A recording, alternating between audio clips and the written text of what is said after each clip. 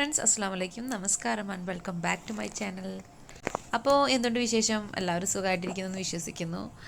കുറേ ദിവസമായി വീഡിയോസൊന്നും ഇടാറില്ല. ഒന്നുമല്ല, മോളായിട്ടുള്ള തിരക്കും കാരണമൊക്കെ ആയിട്ട്.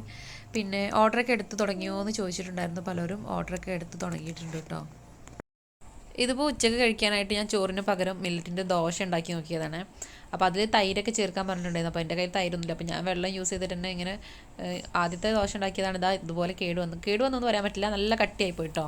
രണ്ടാമത്തെ നല്ല പെർഫെക്റ്റ് ആയിട്ട് കിട്ടിയിട്ടുണ്ട്. ഇപ്പോൾ മോൾ ഉറങ്ങിയതിന് ശേഷം, മോളെ കുളിയൊക്കെ കഴിഞ്ഞ് ഉറങ്ങിയതിന് ശേഷം കേട്ടോ ഞാനിപ്പോൾ ഇവിടെ വന്നിട്ട് ദോശയൊക്കെ ഉണ്ടാക്കുന്നത്. അപ്പോൾ വേറെ ഒന്നുമല്ല, ദോശ കഴിക്കണേ ഹെൽത്തി ആയിട്ടുള്ളത് കഴിക്കാമെന്ന് കരുതിയിട്ടൊന്നുമല്ല. മില്ലറ്റിൻ്റെ ദോശ പൊടി ബാക്കി ഇരിപ്പുണ്ടായിരുന്നു, അപ്പോൾ അതുകൊണ്ട് ഉണ്ടാക്കാമെന്ന് കരുതി. ഇതിൻ്റെ എല്ലാ വെറൈറ്റീസും എനിക്ക് നല്ല ഇഷ്ടമായിട്ടോ. അപ്പോൾ ദോശ ഉണ്ടാക്കി നൂഡിൽസിൻ്റെ വീഡിയോസ് ഞാൻ അപ്ലോഡ് ചെയ്തിട്ടുണ്ടായിരുന്നു. ഇത് ചീര ഫ്ലേവറാണ് കേട്ടോ, നല്ല ടേസ്റ്റ് ഉണ്ടായിരുന്നു. ഞാനിത് കറി കൂട്ടിയിട്ടാണ്, സാമ്പാർ കൂട്ടിയിട്ടാണ് കഴിച്ചിട്ടുണ്ടായിരുന്നത്. പക്ഷേ സാമ്പാർ കൂട്ടാതെ ആണെങ്കിലും അത് പച്ചക്ക് കഴിക്കാനും കുറച്ച് ടേസ്റ്റൊക്കെ ഉണ്ട് കേട്ടോ. അപ്പോൾ ചോറ് കഴിക്കാൻ അത്രയ്ക്കൊരു ഇഷ്ടം തോന്നുന്നില്ല, അതുകൊണ്ടാണ് ഞാൻ ദോശയൊക്കെ കഴിക്കുന്നത്. അല്ലെങ്കിൽ രാവിലത്തെ കടി എന്തെങ്കിലും ബാക്കി ഉണ്ടെങ്കിൽ അതട്ടോ കഴിക്കുക. ഇന്ന് രാവിലത്തെ കടി ഉപ്മാവായിരുന്നു, അപ്പോൾ ഞാൻ വേണ്ടാന്ന് വെച്ചു, ഈ ദോശ കഴിക്കാൻ കരുതി.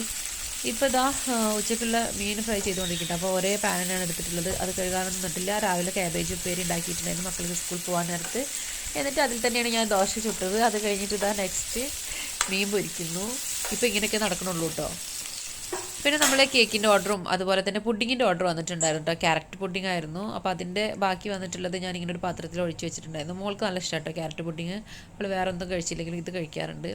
എനിക്കാണെങ്കിൽ ഉച്ചയ്ക്കൊക്കെ എന്തെങ്കിലും ഫുഡ് കഴിച്ച് കഴിഞ്ഞാൽ അപ്പം മധുരം കഴിക്കണം എന്നുള്ളൊരു തോന്നൽ.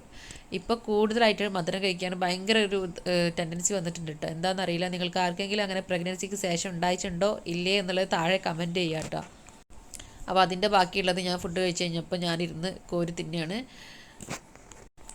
നമ്മൾ വീഡിയോ എടുത്താൽ കാണാൻ പറ്റും. എൻ്റെ ഫസ്റ്റത്തെ വീഡിയോ എന്ന് പറയുന്നത് തന്നെ ക്യാരറ്റ് പുഡിങ്ങിൻ്റെ വീഡിയോ ആണ്. അപ്പോൾ ഈ ഒരു റെസിപ്പി നല്ല സൂപ്പർ ടേസ്റ്റി ആയിട്ടുള്ള പുഡിങ്ങാണ്. റെസിപ്പി വേണ്ടവർ നമ്മൾ വീഡിയോൻ്റെ താഴെ പോയി നോക്കിയാൽ മതി, ഞാൻ ഡിസ്ക്രിപ്ഷനിൽ കൊടുക്കാം കേട്ടോ.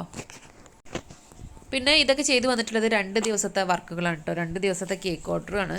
അതുപോലെ തന്നെ അതിൻ്റെ കൂടെ നമ്മളെ ട്രെൻഡിങ് ആയിട്ടുള്ള ഡ്രീം കേക്കും ഓർഡർ വന്നിട്ടുണ്ടായിരുന്നു. ഫസ്റ്റ് ഡേ 1.5 കിലോൻ്റെ ഒരു വൈറ്റ് ഫോറസ്റ്റ് കേക്കും, പിന്നെ വേറൊരാൾക്കൊരു ഡ്രീം കേക്കും, അതുപോലെ തന്നെ ഒരു ക്യാരറ്റ് പുഡിങ്ങും. ഒരു ക്യാരറ്റ് പുഡിങ്ങാണ്, അത് 2 ട്രേയിലാക്കിയിട്ടാണ് ഞാൻ കൊടുത്തിട്ടുണ്ടായിരുന്നത്. അവർക്ക് 40 പേർക്ക് കഴിക്കാനുള്ള പുഡിങ്ങാണ് വേണമെന്ന് പറഞ്ഞിട്ടുണ്ടായിരുന്നത്.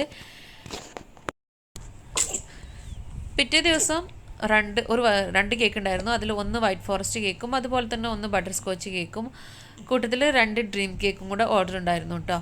അപ്പോൾ അതൊക്കെ വേറെ വേറെ ആൾക്കാണ്. ഈ 2 കേക്ക് ഒരു വീട്ടിൽ തന്നെ ഉള്ളതാണ് കേട്ടോ. അപ്പോൾ കുട്ടിയെ വെച്ച് എങ്ങനെ ഇതൊക്കെ മാനേജ് ചെയ്യണമെന്ന് പലരും ചോദിക്കാറുണ്ട്. അതുകൊണ്ട് തന്നെയാണ് ഞാൻ വീഡിയോ ഒന്നും എടുക്കാത്തത്. വീഡിയോ എടുക്കാനും കേക്ക് ഉണ്ടാക്കലും കൂടി എല്ലാം കൂടെ നടക്കില്ല.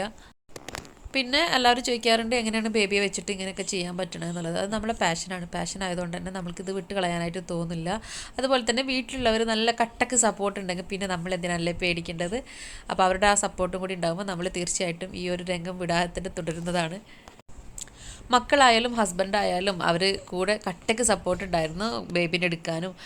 എനിക്ക് തോന്നുന്നത് നല്ല കഷ്ടപ്പാടുണ്ട്. നമ്മൾ ആദ്യം കേക്ക് ചെയ്തിരുന്ന പോലെയല്ല ബേബിയുള്ള ടൈമിൽ ചെയ്യുമ്പം അവർ ഉറങ്ങുന്ന ടൈം, അതുപോലെ അവർ ഉറക്കി കെടുത്തിയിട്ട് അപ്പം തന്നെ ഓടിപ്പോയി ബേക്ക് ചെയ്യും. അങ്ങനെയൊക്കെ കേട്ടോ ഈ ഒരു ഡ്യൂട്ടി ചെയ്തെടുക്കുന്നത്.